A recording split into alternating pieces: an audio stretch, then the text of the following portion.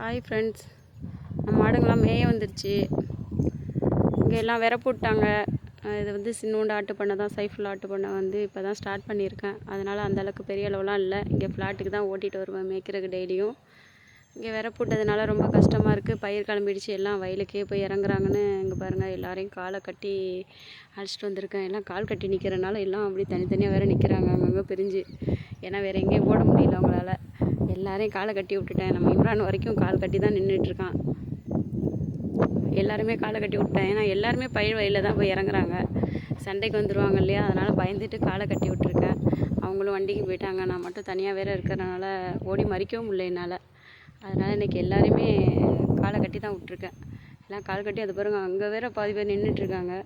தனித்தனியாக வேறு பிரிஞ்சு நிற்கிறாங்க. இன்றைக்கி ஒரே இடத்துலையே வளைச்சி விட்டுட்டேன். ரொம்ப தூரம்லாம் கொண்டு போகல, பயிர் வேலைக்கு போகாத அளவுக்கு இங்கே பக்கத்துலேயே இறக்கி விட்டுட்டேன். பக்கத்துலேயே அதனால் மேய்ஞ்சிட்ருக்காங்க. ஃப்ரெண்ட்ஸ், லைக் பண்ணுங்கள், ஷேர் பண்ணுங்கள்.